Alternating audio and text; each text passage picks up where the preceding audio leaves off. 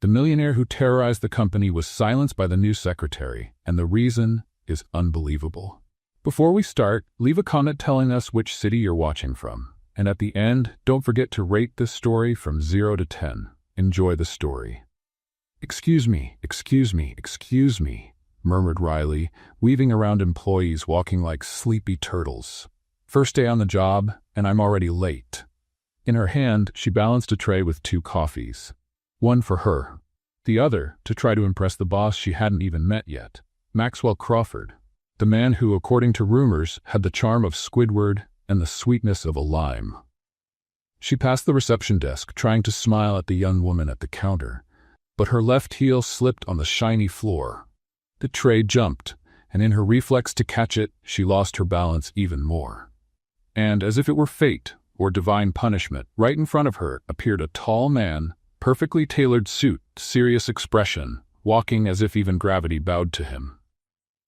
Maxwell Crawford. The 2 coffee cups flew, tracing a perfect arc in the air before landing squarely on his chest and tie. The hot liquid spread, leaving a brown stain on a suit that probably cost more than $1,000. The murmur in the reception area stopped. Even the security guard, scrolling through his phone, looked up as if expecting a scene. Riley froze, breathing quickly, her eyes moving from the stain on his suit to his face. Maxwell lowered his gaze to his chest and then slowly looked back at her. The silence between them felt heavier than the soaked fabric. Then, in a moment that could only be called professional suicide, she blurted out, "At least it matches your suit. It's premium latte, so don't worry." A collective gasp swept through the lobby. Maxwell frowned, his jaw tense. He didn't seem like a man used to hearing sarcasm, much less accepting it. "You," he began, his voice low, firm, and filled with irritation. "Do you have any idea what you've just done?" Riley swallowed hard. "I spilled coffee on your suit, but technically I increased its value. Premium coffee, you know?" She forced a nervous smile.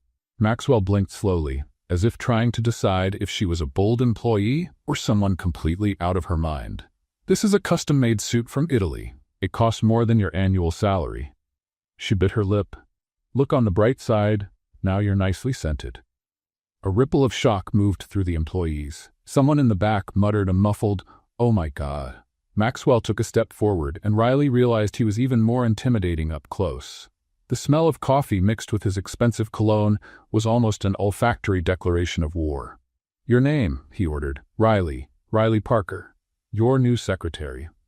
He raised his eyebrows, and for a brief moment, something almost imperceptible, curiosity, crossed his irritated gaze. "Perfect. First day, and you're already on my list of urgent matters." Riley tried to explain. "I was just trying to be nice, bringing you coffee, and for me too, because, well, mornings." She gestured, realizing she was waving a coffee-stained hand. "Okay, I'll stop." Maxwell took a deep breath, clearly fighting for patience. "Go to my office, in 10 minutes, and bring." He looked at the tray on the floor, a cloth. She blinked, unsure if he was serious or if this was some cruel test. "Right, boss." When he walked away, the murmuring began again. 2 interns started whispering excitedly, and the receptionist said with a mischievous smile, "10 minutes in, and you've already made history." Riley sighed. "Yeah, welcome to the dream job, Parker." The elevator seemed to climb slower than any in engineering history. At each floor, Riley replayed the coffee splash in her head, imagining the possible consequences: public humiliation, immediate firing, becoming a hallway legend, the girl who ruined the boss's suit. When she finally reached the 27th floor, the hallway felt like a silent courtroom. The door to Maxwell's office was open, but his figure, standing with his back to her looking out the window, made her hesitate. "Come in," he said without turning around. She took 2 steps, holding the cloth like a shield. I'm sorry about the coffee. It was an accident. I really wanted to make a good impression." He turned slowly. The stain on his suit was still there, but his look wasn't just anger, it was assessment, as if he were studying every word and gesture. "Impression, Parker, is something you make with work, not with," he glanced at his chest, "latte." She nodded. "I understand, so I guess I shouldn't bring donuts tomorrow?" Maxwell didn't respond. He simply walked over to the desk, picked up a folder, and set it down in front of her. "Work for today. Let's see if you're better at typing than serving coffee." Riley took the folder, keeping her chin up. I'm great at typing, and at serving coffee too, when the floor isn't conspiring against me. For a second, she could have sworn she saw the corner of his mouth threaten to smile, but it was gone just as quickly. You can go. And, Parker, he called out as she was already at the door. Don't spill anything else on me. All right? She replied before leaving. As she closed the door, Riley knew two things. First, she wasn't going to make things easy for that man. Second, he wasn't going to make things easy for her either. Riley arrived on the second day, determined to prove that the coffee incident had been nothing more than a rough start. Little did she know that Maxwell Crawford had spent the entire night crafting a strategy any war general would be proud of. At 8:15 sharp, the phone on her desk rang. Parker. My office. Now. His voice came over the intercom with the chill of an iceberg. She sighed, straightened her blouse, and walked down the hall, noticing the way employees watched her with a mix of curiosity and pity. It was as if they were watching someone walk to their own funeral. Sit, Maxwell ordered, without looking up from a document that seemed more important than world peace. Riley sat down, hands folded in her lap, waiting for the verdict. I have a few tasks for you, he began, finally lifting his gaze with a smile that never reached his eyes. First, I need you to organize all the financial department's files alphabetically, then by date, then by relevance. Deadline noon. Riley blinked. Mr. Crawford, there are over 1,000 documents. Your problem? He cut in, pretending to read again. Oh, and I need a detailed report on the third-floor employees' productivity. For today as well. Today, 5 o'clock. And I need... He paused dramatically, clearly savoring the moment. 1 silver paper clip. Just one. Riley frowned. A silver paper clip? Exactly. Not gold, not white, not chrome. Silver. For an extremely important presentation. She stayed silent for a few seconds, processing. May I ask what for? No. You may go.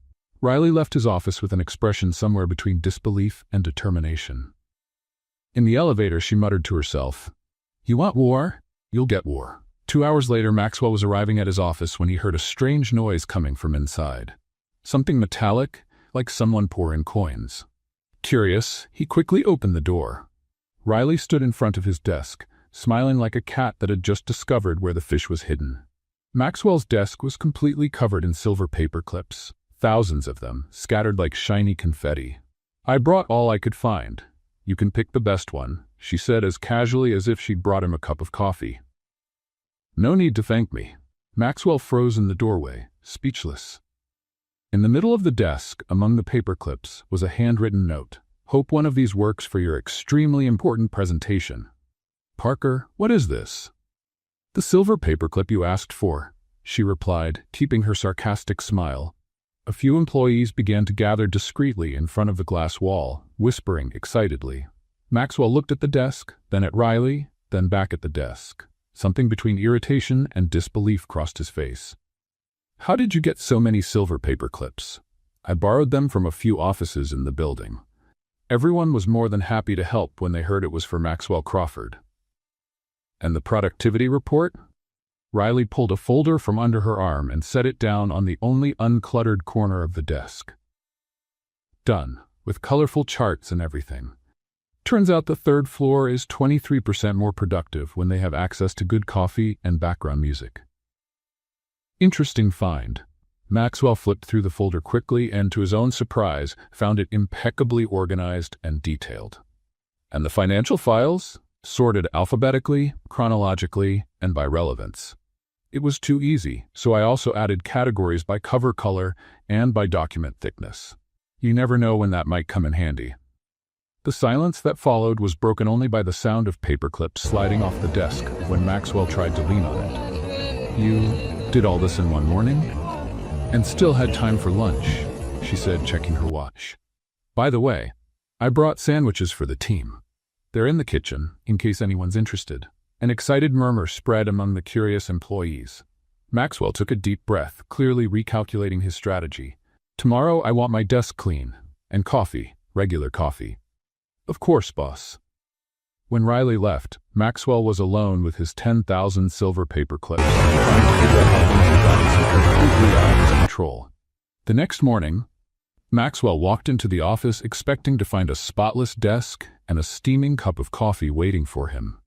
Instead, he found a tray of donuts arranged like a piece of art. They weren't ordinary donuts. The icing on each one formed a letter, and together they spelled out a message: leaders inspire, bosses sour. Maxwell stood there staring at the sugary masterpiece when Riley appeared at the door. "Good morning. I thought you could use a little sugar to sweeten your mood." "Parker, the donuts are from a French bakery, gourmet. I figured they'd suit your refined taste." Maxwell picked up one of the donuts, noting the perfection of the icing. "You decorated these?" "I spent 2 hours at the bakery teaching the baker. He said he'd never made donuts with motivational messages before." "Motivational?" "It's a modern leadership technique. Inspirational sweets. I read about it in an article from the Harvard Business Review." Maxwell took a bite, and even though he tried to keep a straight face, he had to admit, it was delicious. "And the coffee?" "Oh, I thought you were doing a caffeine detox. I read somewhere that executives are adopting healthier habits." She left the room, leaving Maxwell annoyed, alone with his philosophical donuts and his decaf coffee. Downstairs at reception, things were unusually lively. Employees were gathered in small groups, whispering excitedly. James, the security guard, had set up a betting board where people could guess the exact day Riley would be fired. "I'm betting on Friday," said Sandra from IT. "No one can last 5 days making Crawford look like a fool." "I don't know," murmured Tom from marketing. "She seems to be having fun, and honestly, so does he." "What do you mean?" "You didn't notice? Yesterday he laughed. When she walked out with the paper clips, I saw it through the glass." "Maxwell Crawford doesn't laugh," Sandra shook her head. "At best, he smiles when he's firing someone." James, watching from his post, added another bet to the board. Monday, Sandra from IT. But what no one noticed was Maxwell standing upstairs, watching the scene through the security cameras.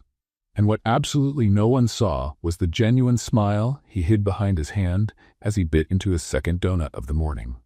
The war had officially begun, and for the first time in years, Maxwell Crawford was having fun at work.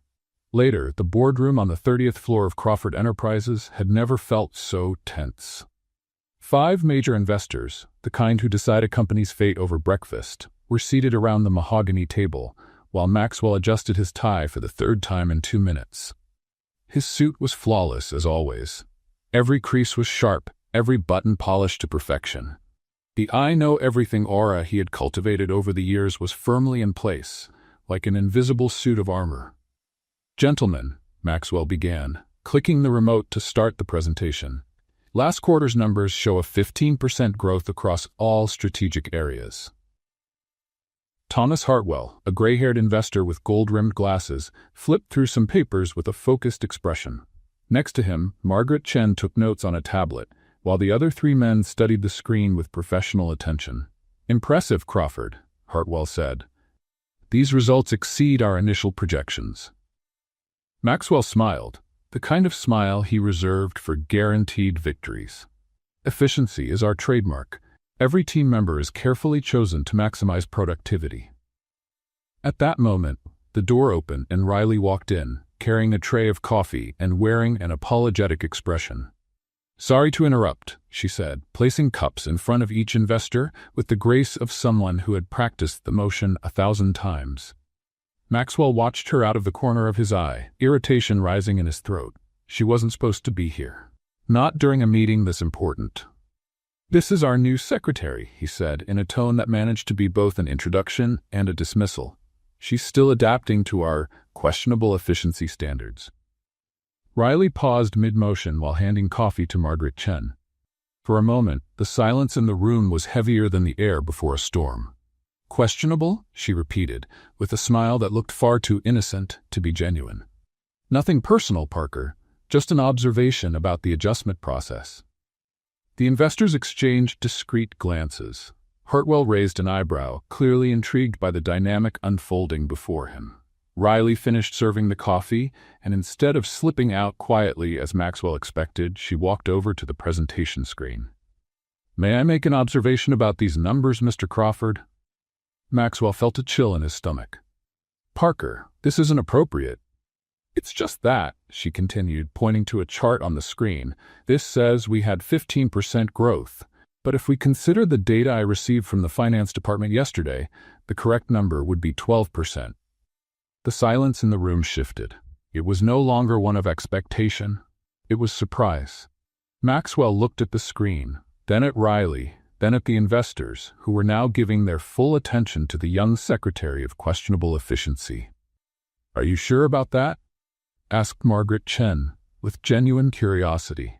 Riley pulled a folder she had quietly placed on a nearby chair. "I have the original reports right here. The mistake is in the sum of the third quarter figures. Someone rounded up a few decimals that, when added together, inflated the final result." She opened the folder and, to Maxwell's growing horror, began showing an impromptu presentation, complete with colorful charts and neatly organized tables that made his numbers look amateurish. "See," she said, pointing to a hand-drawn chart that was impressively detailed. "If we separate the results by department and adjust the margins of error, the actual growth is 12.3%. Still an excellent result, but more realistic." Hartwell leaned forward, studying the papers Riley had spread out on the table. "Are these calculations correct?" "I can guarantee they are. I spent 3 hours yesterday checking each number, because I believe transparency builds more trust than exaggeration." Maxwell felt as if the floor were shifting under his feet. Not only had Riley publicly corrected his numbers, but she had done it with an elegance that made the situation even more humiliating. "Interesting," murmured James Morrison, another investor. "How many years of experience do you have in financial analysis, Miss Parker?" "Riley Parker. And honestly, none. My degree is in communications. But numbers don't lie, no matter who's reading them." That's when it happened. Hartwell began to laugh. Not a polite chuckle, but a genuine laugh that echoed through the conference room like thunder. "My goodness," he said, wiping his eyes with a handkerchief. "This girl is worth more than any stock in your company, Crawford." The other investors smiled, clearly entertained. Margaret Chen flipped through Riley's charts with obvious approval. Maxwell was torn between wanting to hide under the table and pulling Riley over for a toast. His irritation was real, but there was something else, something he refused to acknowledge as admiration. "Well," he said, trying to regain control of the situation, "I apologize for the unplanned interruption." "Interruption?" Hartwell shook his head. "That was clarification. I'd take honest numbers over colorful fantasies any day." Riley began gathering her papers. "I'll let you continue your meeting in peace. I just wanted to be sure everyone had the correct information." "Wait," said Margaret Chen. "You made these charts yourself?" "Yes, I used basic Excel and a little creativity with the colors." "How long did it take you?" Riley thought for a moment. "About 2 hours last night, after work." Morrison nodded, impressed. "Crawford, you might have found a diamond in the rough."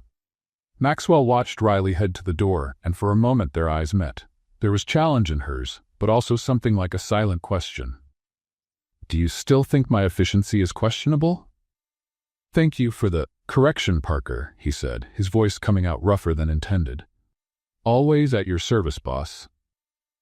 When the door closed behind her, Hartwell turned to Maxwell with a mischievous smile. 15 years investing in companies, and I've never seen a secretary correct the CEO in public with that much class. Either you promote her, or I'll hire her." Maxwell forced a laugh. "She's still in her trial period. If I were you, I'd make it permanent before she realizes her own worth." The rest of the meeting went on without incident, but Maxwell could hardly focus. His mind was busy processing what had just happened. Riley hadn't just challenged him in public. She'd done it with skill, intelligence, and a confidence bordering on boldness.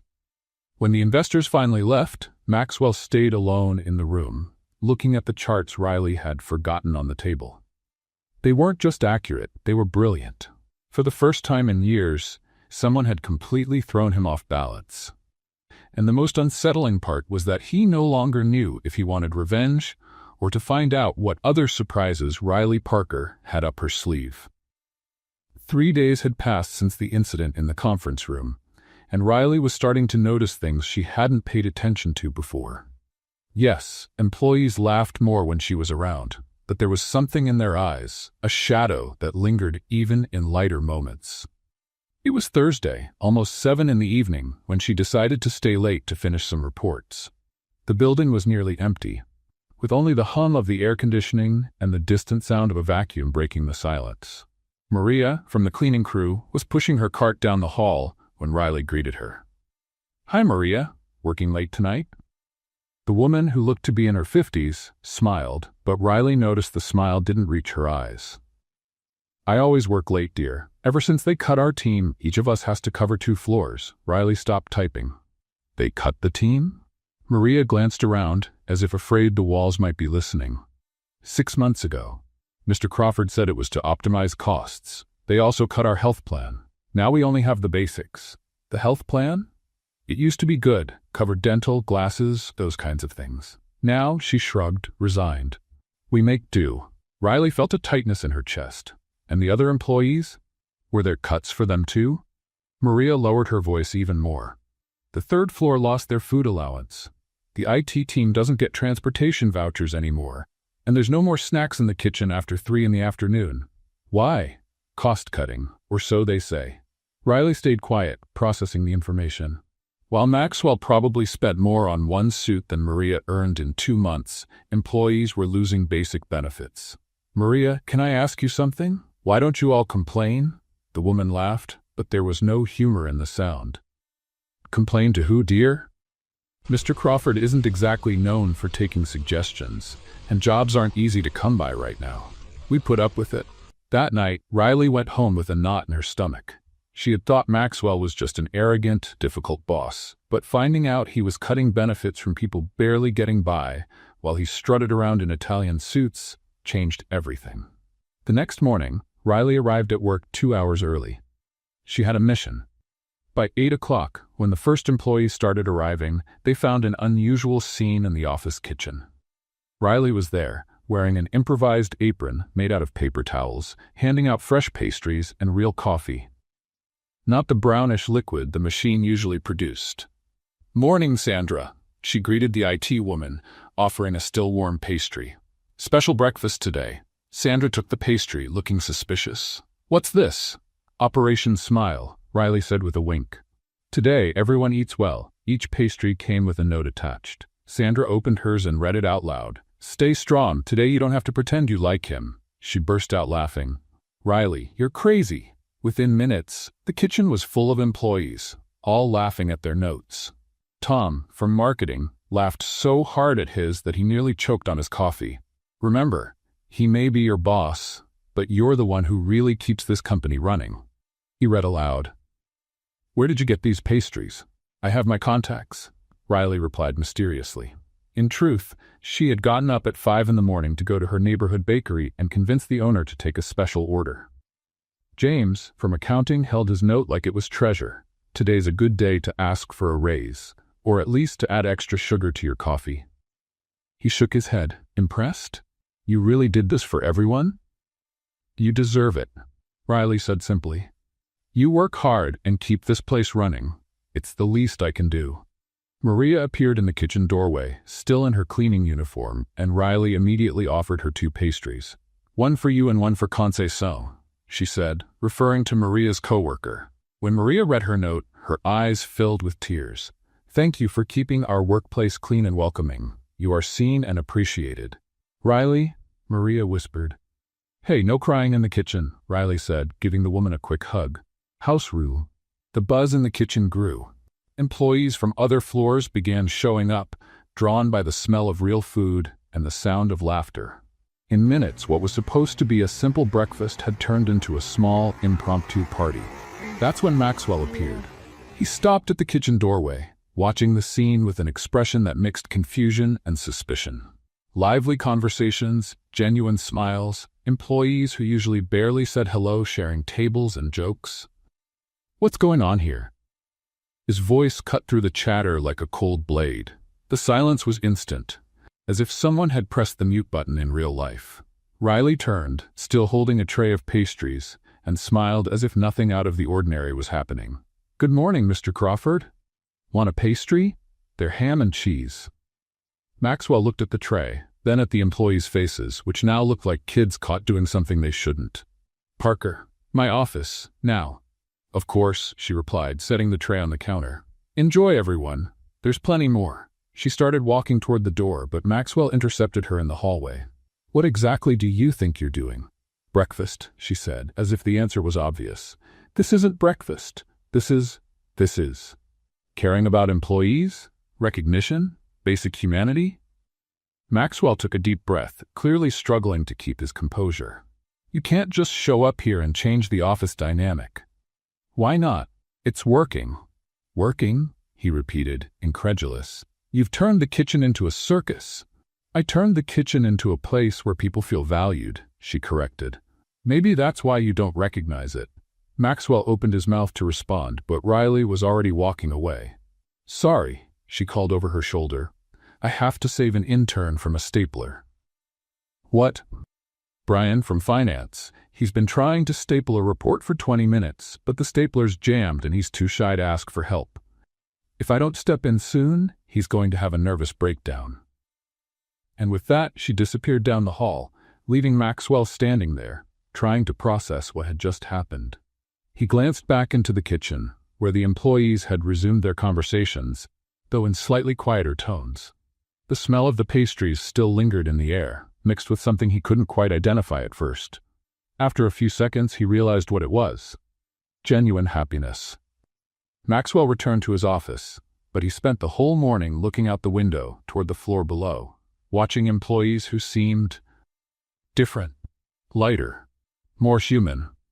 And in the back of his mind, a persistent question kept pounding. When was the last time he had really paid attention to the people who made his company run? The answer bothered him more than he wanted to admit. The following Monday, after what the employees had started calling the pastry rebellion, Maxwell walked into the office with a determination that bordered on obsession. Riley Parker had crossed a line, and he needed to regain control before she turned his company into some kind of corporate summer camp. At 10 a.m., he called her into his office.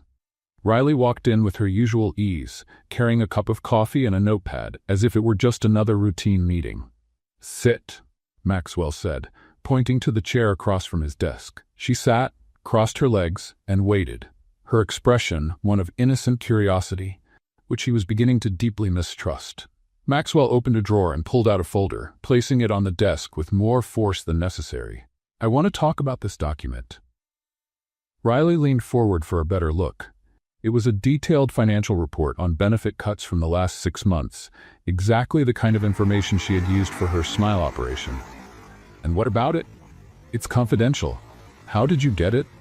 Riley leaned back in her chair, a small smile playing at the corner of her mouth. Define confidential. Information restricted to senior management, Maxwell replied, his tone cold enough to chill her coffee. Oh, I see. So when Maria tells me she lost her health insurance, or when Tom mentions he no longer has a transportation allowance, that's senior management information? Maxwell's jaw tightened. What employees do in their personal lives is none of your business. Their personal lives, Riley repeated, her voice rising a notch. Mr. Crawford, you cut basic benefits from people who can barely afford rent. That's not personal life, that's survival. These are administrative decisions necessary to keep the company competitive. Competitive? She opened her notepad and checked a few notes. The company made a profit of $23 million last quarter. Do you know how much it would cost to keep the benefits you cut? $300,000 a year. Maxwell stayed silent, surprised by the precision of her numbers. How did you? Basic math. I took the payroll data, calculated the cost of benefits, and compared it with the profit reports. You don't need to be upper management to add 2 and 2. You're not authorized to access payroll data. Riley sighed and closed the notebook. You don't need proof. You incriminate yourself every single day. The silence that followed was unlike any they'd ever shared. It wasn't the awkward silence of the first day, nor the tense silence of their provocations. It was something denser, charged with an electricity that made the air in the room feel heavier. Maxwell looked at her, really looked at her, for the first time since she had stormed into his life like a hurricane of spilled coffee and sharp comebacks. There was determination in her eyes, yes, but also something he couldn't quite read. It wasn't anger, nor challenge. Was it disappointment? "Why do you care so much?" he asked, his voice lower, more personal than he intended. Riley held his gaze for a long moment before answering. "Because someone has to care, and apparently you've forgotten how." She stood, smoothed her skirt, and walked to the door. Before leaving, she turned one last time.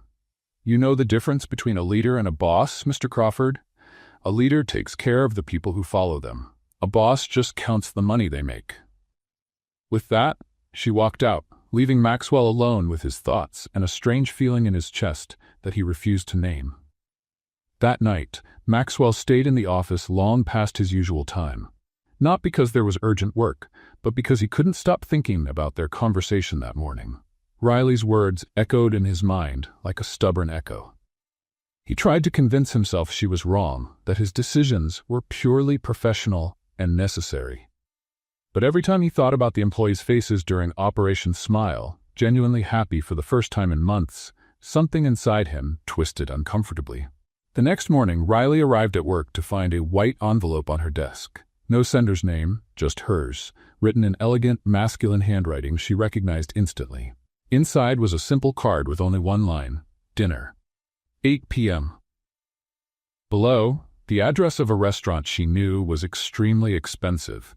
The kind of place where people booked tables 2 months in advance and where the maitre d' knew clients by name and bank account. Riley turned the card over, looking for more. Nothing. No reason, no context, not even a signature, though she knew exactly who had sent it. "Seriously?" she murmured to herself. All morning, she tried to focus on work, but her mind kept circling back to the invitation. Was it an attempt at intimidation? A professional trap? Or something else entirely? Jessica from accounting passed by her desk at lunchtime. "You okay? You look distracted." "Just thinking about a complicated decision," Riley replied. "Work-related?" Riley glanced at the envelope she had tucked into her drawer. "Honestly, I have no idea." That afternoon, she tried to read Maxwell's intentions by watching his behavior. He passed her desk 3 times in 2 hours, each time with some excuse about documents or reports, but he never mentioned dinner. In fact, he barely made eye contact. At 4 o'clock, Brian, the shy intern from finance, showed up with a stack of papers. "Riley, could you help me with these staples again? I know it's silly, but—" "Of course, Brian," she said, grateful for the distraction. While she unclogged the stapler, she noticed Maxwell standing in the doorway of the file room, watching. When their eyes met, he quickly looked away, pretending to be deeply interested in a plant that had been there for 3 years. At 5:30, with most employees gone, Riley was still at her desk, staring at the envelope. The restaurant was elegant, expensive, definitely not the kind of place for discussing productivity reports. Tom passed by, jacket over his arm. "Staying late?" "Just finishing a few things," she lied. "Trouble in corporate paradise?" Riley laughed despite the tension. "Something like that." When Tom left, she was alone on the floor, with only the distant hum of the elevators and the drone of the air conditioning. Maxwell was still in his office. She could see the light on through the glass door. At 6:15, he finally came out, walked past her desk, and stopped. "Good night, Parker." "Good night, Mr. Crawford." He hesitated for a moment, as if about to say something more, but just nodded and headed for the elevator. Riley waited until the sound of the elevator faded completely before opening the drawer and taking the envelope out again.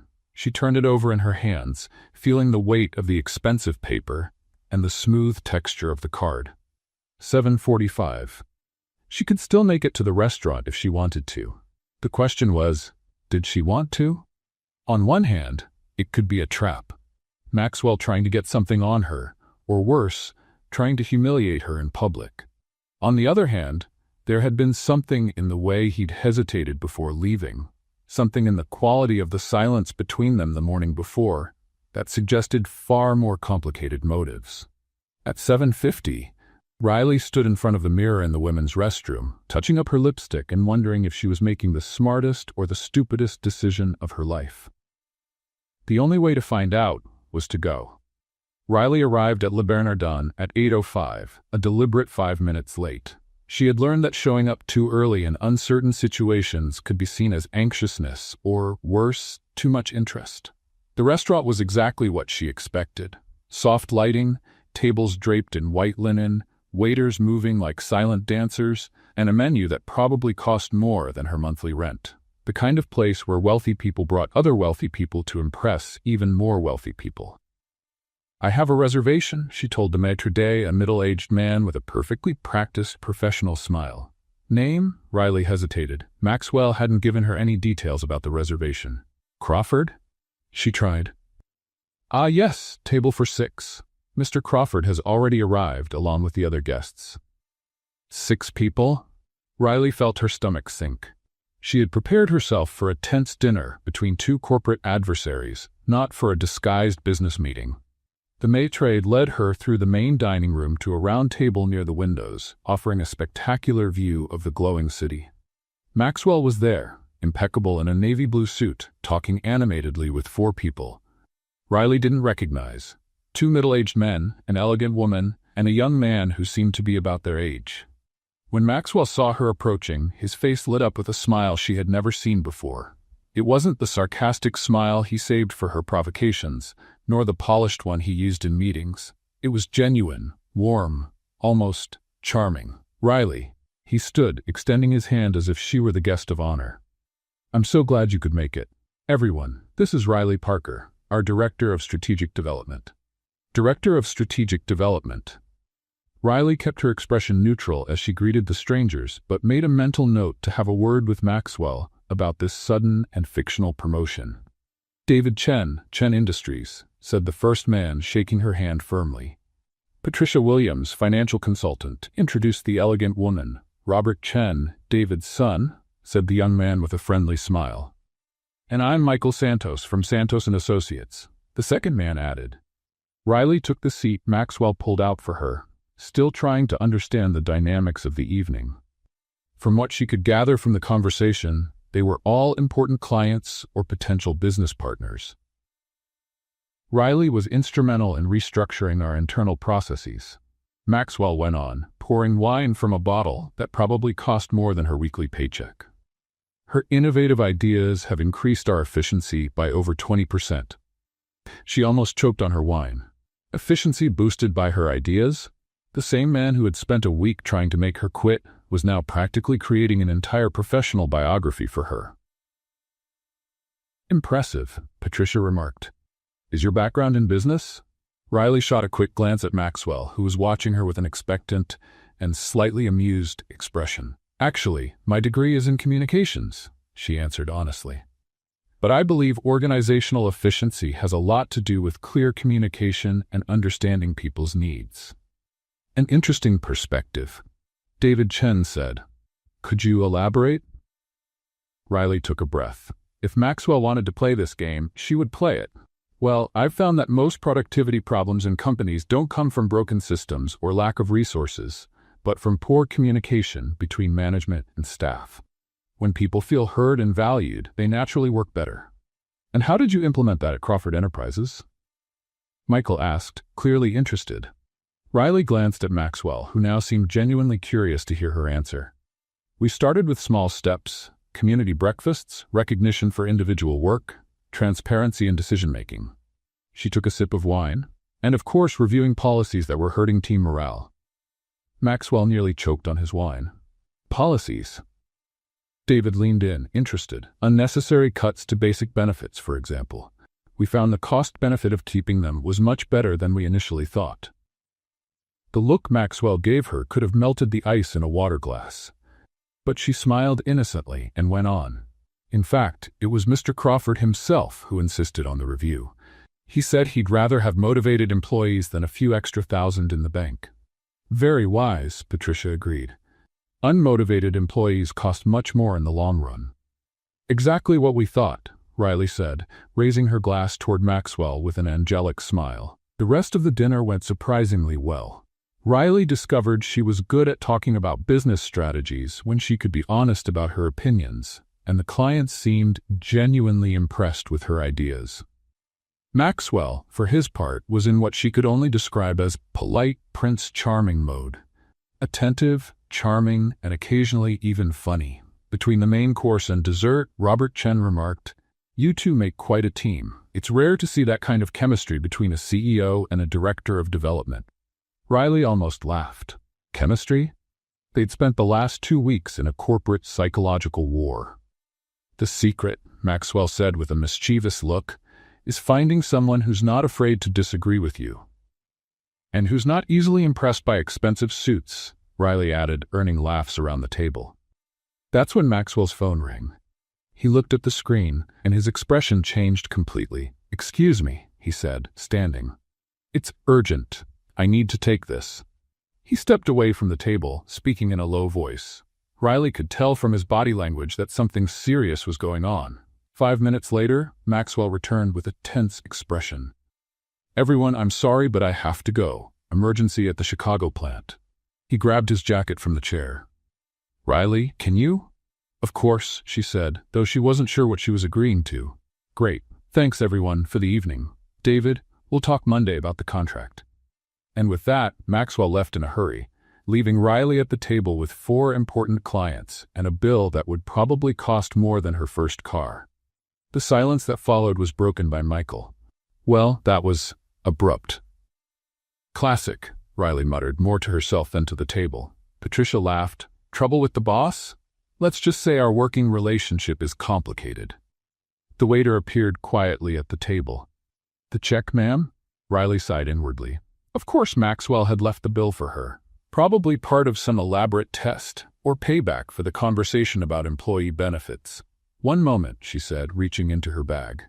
Luckily, she had borrowed Maxwell's corporate card from his desk the week before, claiming she needed it for an office supply purchase. Just in case, of course.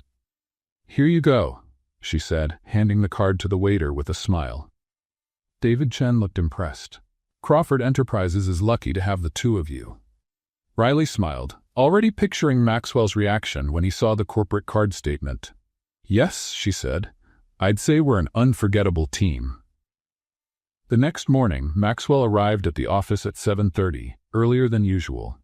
The Chicago emergency had been resolved overnight, a problem with the cooling system that thankfully hadn't caused major damage.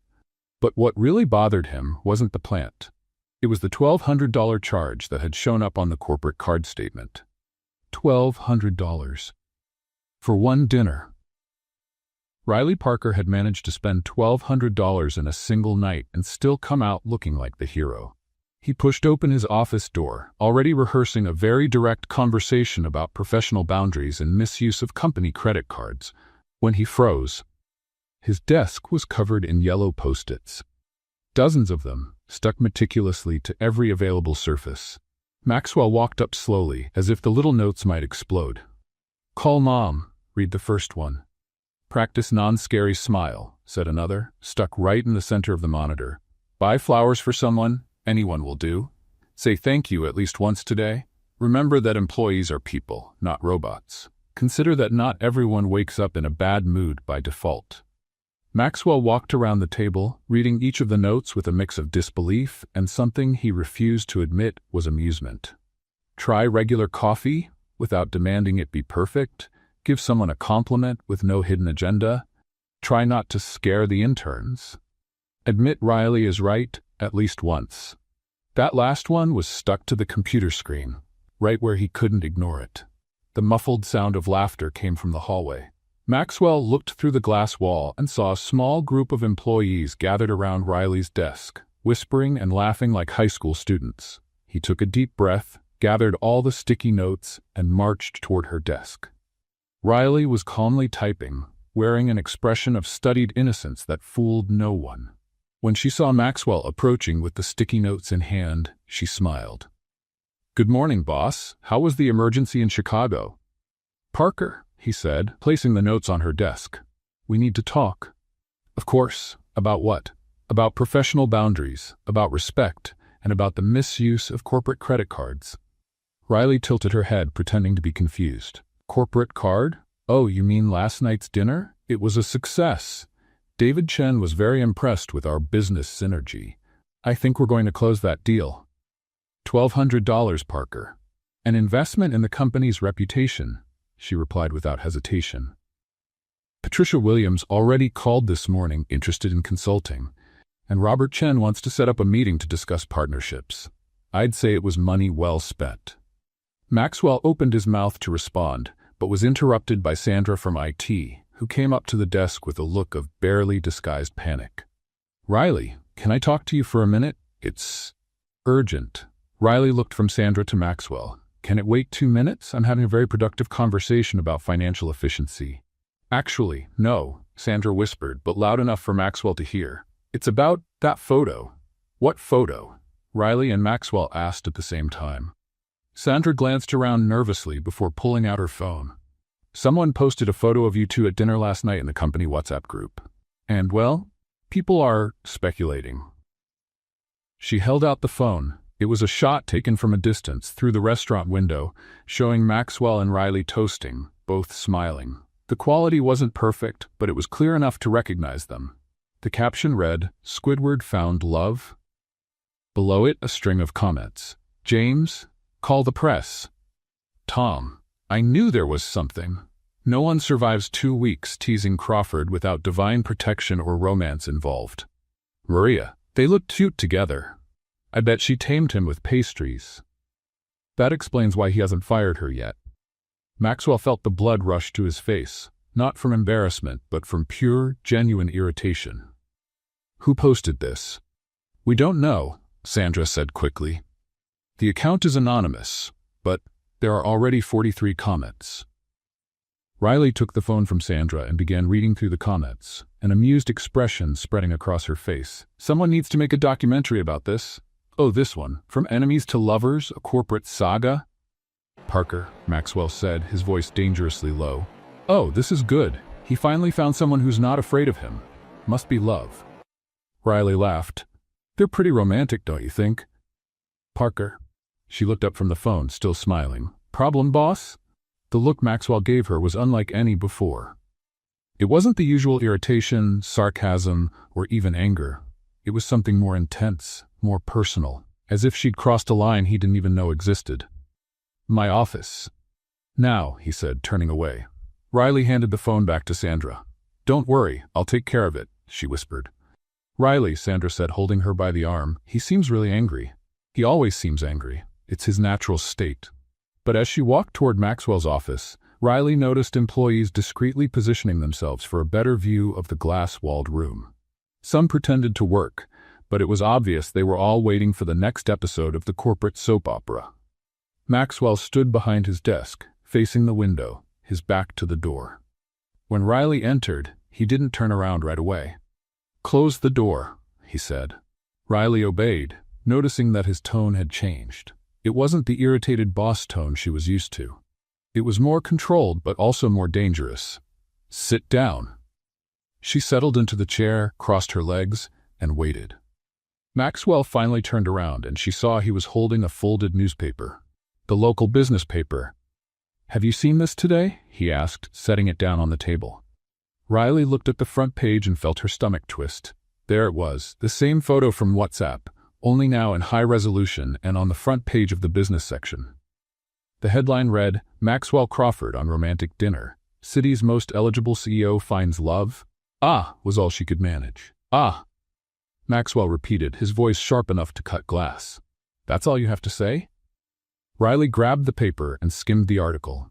It was pure speculation based only on the photo, but it mentioned her mysterious presence in Maxwell's life and quoted sources close to him, suggesting a developing corporate romance. "Well," she said at last, "at least they didn't mention the coffee incident." Maxwell stared at her for a long moment. The silence in the room was so heavy she could hear her own heartbeat. Then he leaned over the table, resting his hands on the surface, and looked straight into her eyes. Riley braced herself for yelling. Accusations, threats, maybe even a dramatic firing. What she didn't expect was for Maxwell to step away from the table, walk to the window, and stand there in silence for almost a full minute. When he finally spoke, his voice was strangely calm. "I need your help." Riley blinked, certain she had heard wrong. "I'm sorry, what?" Maxwell turned, and she saw something in his eyes she had never seen before. Vulnerability. It was subtle, almost unnoticeable, but it was there. "I got a call from the federal audit office last night. That's why I left the dinner so suddenly." He took a deep breath. "They're investigating the company for suspected tax fraud." Riley straightened in her chair. "Tax fraud?" Someone leaked information suggesting we have shell accounts that were evading taxes. Maxwell came back to the table, but this time he sat in the chair beside her instead of behind the imposing mahogany desk. It's a lie, obviously, but an accusation like that could destroy the company, even if it's false. Riley finished for him. Exactly. The investigation started yesterday. I have 72 hours to hand over all the requested documents and prove our innocence. Riley studied him carefully. There was something else, something he wasn't saying. And where do I come in? Maxwell hesitated, clearly wrestling with his pride. You notice things I don't. Patterns, inconsistencies, details that slip by others. He looked straight at her. I need someone who can review our books with fresh eyes, someone not emotionally tied to the numbers. You want me to audit your own company? I want you to help me find who's behind this, because someone on the inside leaked that information, and that person has access to data very few people have. Riley leaned back in her chair, processing it. Maxwell Crawford, the man who had spent 3 weeks trying to make her quit, was asking for her help to save his company. Why me? She asked. You have a whole team of accountants, internal auditors? Because you're the only person here I know for sure isn't involved. Maxwell ran a hand through his hair. And because you're annoyingly good at finding problems I'd rather ignore. Annoyingly good? Riley repeated with a small smile. Don't let it go to your head. She stayed quiet for a moment, watching him. There was something almost desperate in the way he held himself, even though he was trying to hide it. All right, she said at last. I'll help. Maxwell let out a breath of relief he clearly hadn't meant for her to notice. Thank you, Parker. Riley stood, but before leaving, she turned to him with a mischievous smile. Oh, but there's one condition. What is it? You have to say please. Maxwell looked at her as if she had just asked him to dance naked in the lobby. I'm sorry, what? You asked for my help, but you didn't say please. My mother always said magic words open every door. Parker, it's a simple word, 6 letters, it won't hurt. Maxwell closed his eyes, took a deep breath, and when he opened them again, there was a look of complete surrender on his face. Please, he said, barely above a whisper. I didn't hear you. Please, Riley, will you help me? She smiled, satisfied. Of course, when do we start? Now. The next 4 hours were the strangest of Riley's professional life. She and Maxwell worked side by side in the conference room, surrounded by stacks of documents, spreadsheets, and financial reports. He had ordered that no one disturb them, and the door stayed shut as they combed through years of accounting records. Take a look at this, Riley said, pointing to a spreadsheet. These monthly payments to Hartman and Associates. $20,000 a month, every month, for the past 2 years. Maxwell leaned in to get a better look, and Riley noticed he smelled good. Not the expensive cologne she expected, but something more subtle, more personal. Hartman and Associates, he murmured. Never heard of them. The listed service is General Strategic Consulting. Pretty vague. Too vague. Riley kept flipping through the documents. And there's more. These payments started exactly 1 week after you closed the deal with Chen Industries. Maxwell stopped writing. David Chen? The same one from the dinner last night. Riley looked at him. Coincidence? I don't believe in coincidences. They worked in silence for another hour, and Riley began to notice little things about Maxwell she hadn't before. He had a habit of lightly chewing on the end of his pen when he was deep in thought. He doodled in the margins of papers. Nothing fancy, just lines and geometric shapes. And when he found something interesting, his eyebrows would draw together in a way that was almost cute. Parker, he said suddenly. Why did you agree to help me? Riley stopped typing and looked at him. Honestly, because even though you're a terrible boss, a corporate tyrant, and have the empathy of a rock, I don't think you're a criminal. Maxwell let out a dry laugh. Thanks, I think. And because, she went on, if someone's trying to hurt the company, they're hurting everyone who works here. Maria, Brian, Sandra, Tom, they don't deserve to lose their jobs because of someone else's schemes. Maxwell watched her for a long moment. You really care about them, don't you? Of course I do. They're people, not numbers on a spreadsheet. And me? The question came out before he could stop it. Riley stared at him, surprised by the vulnerability in his voice. What do you mean? Nothing. Forget it. Maxwell turned back to the documents, his face closed off again. But Riley kept looking at him, seeing for the first time not the intimidating CEO, but the man behind the mask. And for the first time, she wondered what kind of person Maxwell Crawford would be if he wasn't always trying to prove something. Maxwell, she said, using his first name for the first time. He looked up, surprised. You're a person too, and people deserve second chances. For a moment, the silence between them was different. Not tense, not laced with jabs, almost comfortable. Then Maxwell's phone rang, breaking the moment. Crawford, he answered. Riley watched his expression shift from neutral to concerned to something close to fear. I understand. Yes, we'll be there. He hung up and looked at Riley. That was my lawyer. The auditors want a meeting tomorrow morning. And they've already found irregularities. Riley didn't know what to say. It was nearly midnight when Riley found the folder hidden in the back of Maxwell's personal file drawer. They had decided to search his office for any clues about who might have access to the company's confidential data. I found something, she said, pulling out a yellowed folder labeled Personal MC. Maxwell, who was across the room going through old emails, turned around. That's probably not relevant to the investigation. Maybe not, but Riley opened the folder and froze. Inside were old newspaper clippings, photos, and documents that clearly had nothing to do with business. The first photo showed a boy of about 10, alone at an elaborate birthday party. There was a huge table with a cake and expensive decorations, but no other children in sight. Maxwell, she began, hesitant. Put it down, he said, his voice tighter than usual. But Riley was already looking through the rest. Newspaper clippings about young heir to the Crawford fortune, more photos from social events where Maxwell was always alone or standing beside stern adults in suits. One photo in particular caught her eye. Maxwell at 15, receiving an academic award. He stood on stage holding a plaque, but there was no one in the audience clapping, just empty chairs. Oh my God, she murmured. Parker, I told you to leave it. Riley looked at him and saw something that surprised her. Shame. Maxwell was ashamed of those photos, of a childhood where every image screamed loneliness. Your parents? Where were they? Working. Always working. Maxwell stepped closer and closed the folder. My father believed children didn't need attention, only structure. My mother agreed. And friends? It's hard to make friends when you're homeschooled with private tutors and only go out to events where you're the only kid there. Riley felt her heart tighten. Suddenly his arrogance, the way he struggled to connect with the staff, it all started to make sense. Maxwell, No, he cut her off. I don't want your pity. I had everything money could buy. Except for the things money can't buy. They stayed quiet for a moment, the weight of the truth hanging in the air between them. Riley took a deep breath. She needed to break the tension before Maxwell shut down completely.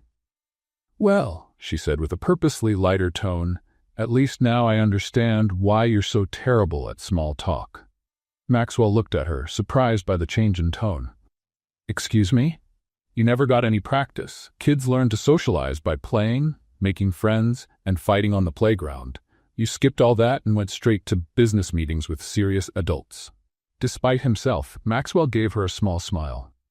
Are you psychoanalyzing my childhood now? I'm explaining why you're socially traumatized. Riley sat on the edge of the table. But don't worry, there's a cure. There is? Of course, you just need practice. And as it happens, I have an idea that can kill two birds with one stone. Maxwell frowned.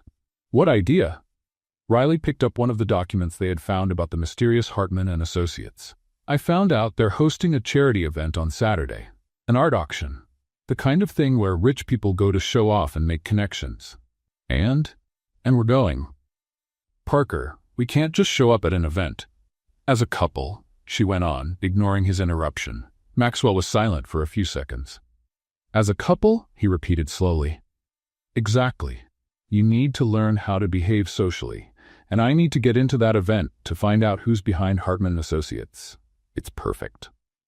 Riley, this is ridiculous. Why? You can't pretend to like me for a few hours? Maxwell stared at her, and Riley noticed there was something odd in his expression. It wasn't irritation or sarcasm. It was uncertainty. That's not it, he finally said. Then what's the problem? Maxwell hesitated, running a hand through his hair. I'm not good at this kind of thing. Social events, small talk, pretending to be normal. Riley felt a pang of tenderness for the vulnerable man showing through behind the intimidating CEO image. Relax, she said with an encouraging smile. It's just acting. And look on the bright side. I'm great at pretending not to like you. I've had 3 weeks of practice. Maxwell let out a genuine laugh, and Riley realized it was the first time she'd actually heard him laugh for real. Is that supposed to reassure me? Absolutely. If I can pretend not to find you annoying, you can pretend to tolerate me. And if someone recognizes us after that photo in the paper, even better, everyone will think we're on a perfectly normal date. No one will suspect we're investigating. Maxwell went quiet, clearly thinking it over. Are you sure this will work? Maxwell, Riley said, standing and walking over to him. Do you trust me? That's a dangerous question. It's a simple one. He looked at her for a long moment. Strangely, yes, I do trust you. Then trust this too. We'll go to the event, find out who's trying to destroy your company, and save everyone's jobs. And if we fail, Riley smiled, then at least you'll have learned how to be social. Win-win. Maxwell shook his head, but he was smiling. You're completely crazy. And you're socially traumatized. We make the perfect team. All right, he said at last, but if this goes wrong, it's going to work. Riley grabbed her purse and headed for the door. I just need to know one thing. What? Can you dance? Maxwell paled. Why? Because these events always have dancing, and couples in love dance. Riley? Don't worry, she said, already walking out. If you survived a lonely childhood and became a successful CEO, you can learn a few waltz steps. She stopped at the door and turned back one last time. And Maxwell? She said softly. For what it's worth, you weren't the problem. Your parents were the ones who missed out on knowing an incredible son. With that, she left, leaving Maxwell alone with his thoughts and a strange feeling in his chest he couldn't quite identify. The next morning, Riley arrived at the office with a clear mission: to practice her loving girlfriend act for that night's event. What she didn't expect was how much fun it would be to tease Maxwell in the process. Good morning, darling, she said, placing a cup of coffee on his desk with an exaggeratedly sweet smile. Maxwell nearly choked on the water he was drinking. Parker, what are you doing? Practicing. If we're going to pretend to be a couple tonight, I need to get used to the role. She leaned over the desk, pretending to straighten some papers, and whispered, Sweetheart, you need to relax more. You're way too tense. Maxwell glanced around nervously. Several employees had stopped working to watch the scene. Riley, shh, she put a finger to her lips. Let me take care of you today. You work too much. Tom from marketing walked past their desk and whispered to Jessica. She really tamed Crawford. Riley heard and smiled even more. Maxwell, darling, how about we have lunch together today? I know a romantic place. My office. Now, Maxwell said through clenched teeth. Of course, love. Riley winked at Sandra, who was staring with her mouth open. As soon as the door closed, Maxwell turned to her. What do you think you're doing? Rehearsing. You said you're not good at this kind of thing, so I'm helping you get comfortable. Calling me love in front of everyone? It works, doesn't it? Riley sat down and crossed her legs. Look at how the staff is reacting. They think you're humanized. Maxwell paused, considering. Humanized? Yes. Before, you were the scary boss. Now you're the scary boss with a girlfriend who calls you darling. It's less intimidating. Before Maxwell could respond, his former secretary, Jennifer, knocked on the door. Mr. Crawford? The auditors are online too. Maxwell picked up the call, and Riley watched his expression grow darker and darker. I see. Yes, we'll be there at 3. He hung up and looked at Riley. They found more irregularities. I think of the bank transfers we can't explain. How much? $200,000 in 6 months. Riley stood, all traces of playfulness gone. Where did it go? That's the problem. The destination accounts are ghosts. They exist on paper, but we can't track who really controls them. Riley began pacing, thinking. Maxwell, who else has access to the financial system besides you? The CFO, Robert Chen. Maxwell stopped. Wait, Robert Chen? David Chen's son? The one at the dinner? No, Robert Chen is our CFO. He's worked here for 5 years. Riley frowned. But at the dinner, there was also a Robert Chen, the investor's son. 2 Robert Chens. Maxwell picked up the phone. Jennifer, bring me the personnel file for Robert Chen, our CFO. 5 minutes later, Jennifer brought the folder. Maxwell opened it and showed Riley a photo. "This is our Robert Chen." Riley looked at the photo, then at Maxwell. "Maxwell, that's the same man who was at the dinner last night, the one who introduced himself as David Chen's son." The silence in the room was deafening. "He was at the dinner," Maxwell said slowly. "He heard our conversation about efficiency, about cutting benefits. And he was there when you rushed out for the emergency," Riley finished. "He knew you wouldn't be coming back." "So he's not David Chen's son. He's our employee, pretending to be someone else, so why?" Riley took the folder and started flipping through the documents. To gain the trust of real clients? To get information? She stopped on one page. "Maxwell, look at this." It was an old reference letter. The address for Robert Chen's previous job was the same as Hartman and Associates. "He planted the fake consulting firm," Maxwell whispered, "and used our own business meeting to sneak in with real clients." Riley met his eyes. "We've got our culprit." In that moment, they were no longer boss and employee, or two people rehearsing for an event. They were partners, and the electricity between them had nothing to do with acting. When Maxwell saw the full name in Robert Chen's personnel file, his face went pale. "Robert Chen Williams," he read aloud. "My God, Riley, I've known this man for 20 years. "What do you mean?" "Robert Williams. He changed his last name." Maxwell sank into his chair. "We were childhood friends, the only friend I ever had." Riley's stomach dropped. She had seen the pictures of Maxwell's lonely childhood the night before. "Maxwell. He showed up here 5 years ago, introduced himself as Robert Chen, said he'd moved from California. I didn't even recognize him. He looked different, thinner, dark hair." Maxwell rubbed his face with both hands. "How could I have been so blind?" "He betrayed you," Riley said softly. "He used your friendship, your trust. The only real friendship I ever had." Riley saw the pain in his eyes and felt a surge of anger toward the man who had hurt Maxwell like that. "We're going to expose that rat," she said firmly. "I have an idea." An hour later, they had set up the perfect trap. Riley would create a fake, supposedly confidential investment contract with numbers tempting enough to lure Robert into leaking the information to his partners. They would leave the document strategically accessible and wait.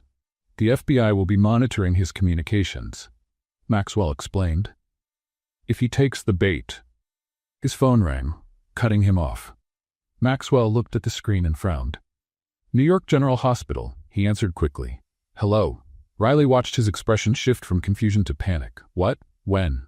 Maxwell stood up.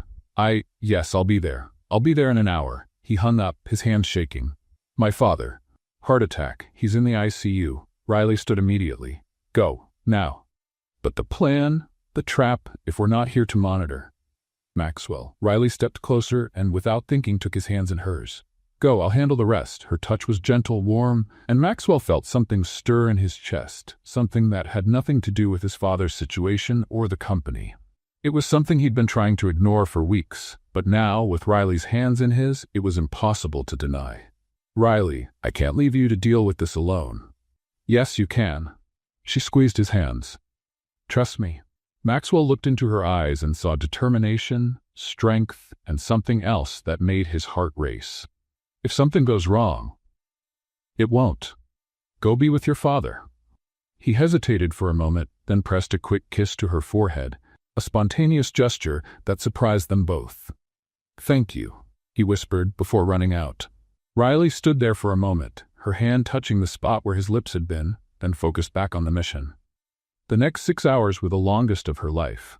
She monitored Robert, planted the document, coordinated with the FBI, and waited. By 7 in the evening, Robert had taken the bait exactly as expected. When the agents arrested him, Riley was hidden in the conference room, watching through the glass. Robert shouted about misunderstandings and conspiracies, but the evidence was undeniable. Maxwell returned to the office at 10 that night, exhausted but relieved. His father was stable. "How did it go?" he asked, finding Riley still in the conference room, surrounded by documents. "Mission accomplished," she said simply. Maxwell looked out the window and saw the last police cars leaving. "You pulled it off. Alone. The plan was yours. I just carried it out." "Riley," Maxwell stepped closer. "You saved my company. You saved everyone's jobs. You saved me." She smiled, tired but content. It was my job. No, he said with a seriousness that made her meet his gaze. It was much more than that. 3 days after Robert Chen's arrest, Crawford Enterprises was back to normal, or at least what passed for normal in a company where the secretary had become a local hero and the CEO had developed the unusual habit of smiling at employees. Riley was organizing the last of the investigation files when Jennifer announced over the intercom, "Mr. Crawford, Andrew Collins is here for your 2 o'clock meeting." Riley looked up, curious. She didn't remember any Andrew Collins on Maxwell's schedule.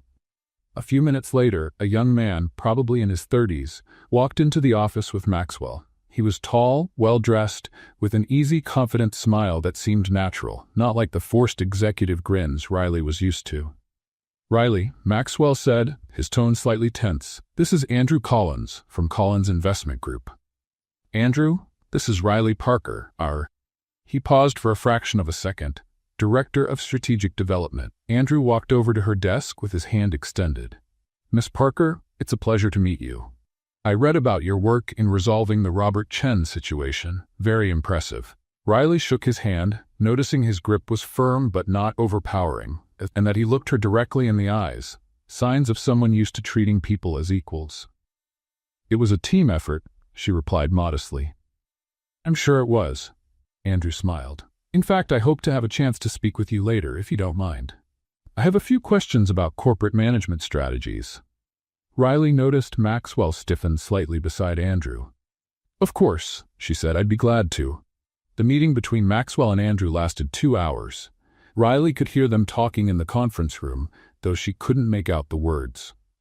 The tone seemed cordial and professional, but there was something about Maxwell's posture when they walked out that suggested tension. "Riley," Andrew said, approaching her desk again. "That conversation I mentioned, would you have a few minutes now?" "Of course." Andrew glanced around the busy office. "Maybe somewhere more private? How about the coffee shop on the corner?" Riley hesitated. There was something in the way Maxwell was watching them from the doorway of the conference room that made her feel like she was about to do something wrong. "All right," she said finally. The coffee shop was small and cozy, the kind of place where freelancers worked on laptops and college students came to study. Andrew ordered 2 coffees and settled into the corner table he'd chosen. "Riley," he began, getting right to the point, "I'm going to be honest with you. I didn't come here just to meet Maxwell." "You didn't?" "I came because of you." Andrew leaned forward slightly. "I have contacts in the business world, and your name has been coming up. What you did at Crawford Enterprises, not just the investigation, but the way you transformed the company culture, is exactly the kind of leadership I'm looking for." Riley blinked in surprise. "Leadership? I want to offer you an executive director position at one of my companies. Collins Tech, specifically." Andrew pulled a card from his pocket. "Starting salary of $300,000, performance bonuses, full creative freedom to implement your own management strategies." Riley stayed silent, processing the offer. $300,000 was nearly 10 times what she earned now. "Andrew, that's very generous, but you don't have to answer right now," he said quickly. "Think about it. You have real talent, Riley. You shouldn't waste it being someone's secretary." When they returned to the office an hour later, Riley immediately noticed Maxwell standing near his office window, watching the entrance. When he saw them together, his expression turned strange. Not exactly angry, but there was something territorial in his look, mixed with something that almost seemed like fear. "How was the conversation?" Maxwell asked when Andrew said goodbye and left. "Interesting," Riley replied, deliberately vague. Maxwell waited for her to elaborate, but she just went back to work. The next day, Andrew showed up again. Officially, it was to finalize some contract details with Maxwell, but Riley noticed he spent more time at her desk than in the conference room. "Have you thought about my offer?" he asked quietly. "I'm still considering it." "Riley," Jessica whispered after Andrew left, "what's going on? The atmosphere here is weird." "What do you mean?" "Crawford's acting like a territorial cat. Yesterday, he walked past your desk 6 times in an hour. And this morning, he asked Jennifer if she knew what kind of business Andrew was in." Riley glanced toward Maxwell's office and saw him watching through the glass, wearing an expression she was starting to recognize as barely disguised jealousy. On Thursday, Andrew showed up for the third time. Maxwell, clearly running out of patience, decided to fight back. "Riley," he said loud enough for the whole office to hear, "I need you to join me for the meeting with the Japanese investors next week. In Tokyo." "Tokyo?" Riley repeated, surprised. "It's a very important contract. I need someone I trust to handle the strategic aspects." Andrew, who was chatting with Jennifer at the front desk, clearly heard every word. "Of course," Riley replied, trying not to smile at Maxwell's obvious move. An hour later, Maxwell appeared at her desk with a bouquet of flowers. "For you," he said, placing them on her desk with exaggerated formality. "Maxwell, why?" "To thank you for your excellent work." He spoke loud enough for Andrew, who was stepping off the elevator, to hear. "You are invaluable to this company." Riley looked at the flowers, then at Maxwell, then at Andrew, who was watching with an amused smile. "Thank you," she said, trying not to laugh. By the end of the afternoon, Maxwell had casually mentioned in front of Andrew that he was considering promoting Riley to vice president, that she was indispensable to the company's operations, and that he was planning to double her salary. When Andrew finally left, Riley turned to Maxwell. "Seriously? What? Tokyo? Vice president? Doubling my salary?" Maxwell had the decency to look slightly embarrassed. "I may have exaggerated a bit." "A bit? Riley?" He walked up to her desk. "What did he offer you?" She studied him for a moment. "Why do you want to know?" "Because." Maxwell hesitated, clearly struggling for words. "Because I can't lose you." The raw honesty in his voice caught her off guard. "Maxwell, whatever he offered, I can top it. This isn't about money." "Then what is it about?" Riley looked at him, seeing vulnerability where there had only been arrogance before. "It's about where I belong." On Friday, Riley spent the entire day looking at Andrew Collins's business card in her drawer. The offer was tempting, not just the money, but the chance to start fresh, to prove herself in a company that would see her as a director from day one, not as the secretary who spilled coffee on the CEO. But every time she thought about saying yes, her mind went back to Maxwell. To the vulnerability she had seen in his eyes when he learned about Robert. To the way he had trusted her to save the company. To the way he now smiled at the employees. Small, genuine smiles she knew were because of her influence. At 3 o'clock, she made her decision. "Jennifer," she said, grabbing her bag, "I'm heading out early today. If anyone asks, tell them I had a doctor's appointment." "All right, dear. Are you feeling okay?" "I am. I just need to take care of something important." Riley took a cab to the Collins Investment Group building downtown. It was impressive. Glass and steel, modern, with a stunning view of the bay, the kind of place she could be happy working. But it wouldn't be home. Andrew greeted her in his 40th floor office with that warm smile she was starting to like. "Riley, what a pleasant surprise. I hope you have good news for me." "Actually," she said, sitting in the chair across from his desk, "I do have news, but it might not be the news you want to hear." Andrew's smile faded slightly. "You're turning me down?" "I am." Riley took a deep breath. "Andrew, your offer is amazing, more generous than I ever expected. Anyone in their right mind would accept it. But my place is with Maxwell, at Crawford Enterprises, with all the people I've grown to care about there."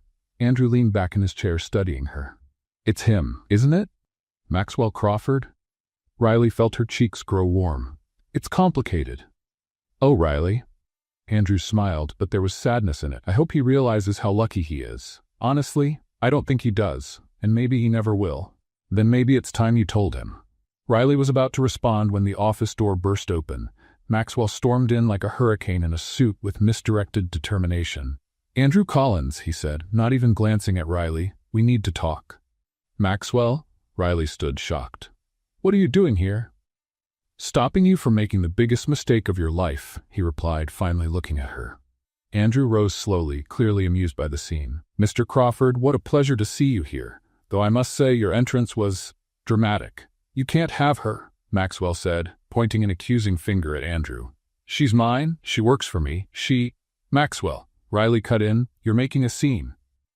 "I'm making a statement," he said, turning to her. "You can't leave, Riley. I won't let you." "You won't let me?" Riley repeated, her voice dangerously low. "That's not what I meant." "Then what did you mean, Maxwell?" She crossed her arms. That I'm your property? That I don't have the right to choose my own future? I meant that you. Maxwell ran his hands through his hair, clearly lost. That I can't imagine the company without you. That I can't imagine my life without you. The silence that followed was broken only by the sound of Maxwell's heavy breathing. Andrew cleared his throat softly. Well, I suppose that's my cue to leave. Riley, the offer still stands if you change your mind. He walked toward the door but paused, turning to Maxwell. And Crawford?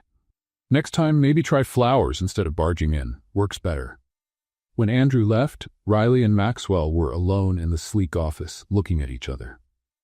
I came here to turn him down, Riley said finally. Maxwell blinked. You did?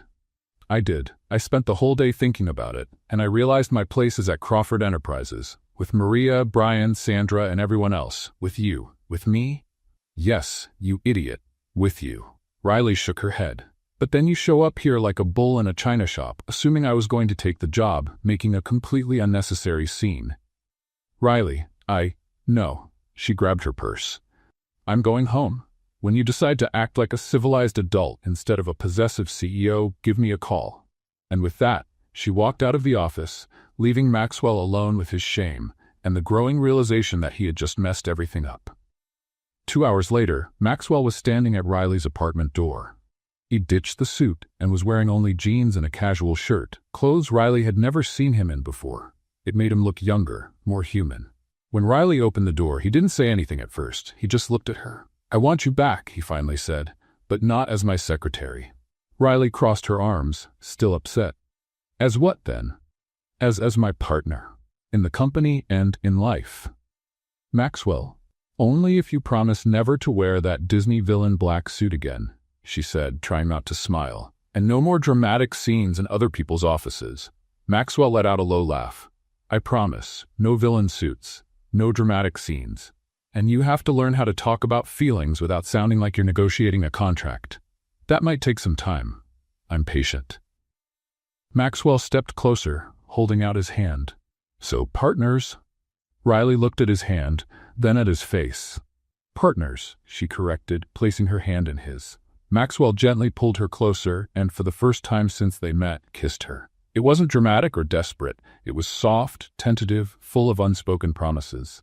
When they pulled apart, Riley smiled. That was much better than any dramatic scene. Good, Maxwell said, smiling back, because I plan on doing that a lot more often. 6 months later, Crawford Enterprises was unrecognizable. Not physically. The building was the same, the desks were the same, even the fake plants were still in the same spots. But there was something completely different in the air. The sound of genuine laughter echoing down the halls. Riley, now officially director of special projects, was in her new office, still on the same floor as Maxwell, but now with her own desk, a window overlooking the city, and a nameplate on the door she had insisted on choosing herself. It read simply, Riley Parker, Director of Projects and Spilled Coffee Specialist. Maxwell had resisted the coffee part, but Riley had been firm. It's part of our story, she had argued. Besides, it reminds me every day how we got here. That Tuesday morning, Riley was reviewing proposals for her newest project, the Crawford Enterprises Employee Wellness Program. It was an ambitious initiative that included fully restoring the benefits that had been cut, plus new programs like flexible hours, on-site childcare for employees with young kids, and a mentorship program pairing senior staff with new hires. How's it going in here? Maxwell appeared in the doorway, carrying 2 cups of coffee. Much better now that you've brought a bribe, Riley said with a smile, taking one of the cups. I learned from the best. Maxwell had changed a lot in recent months.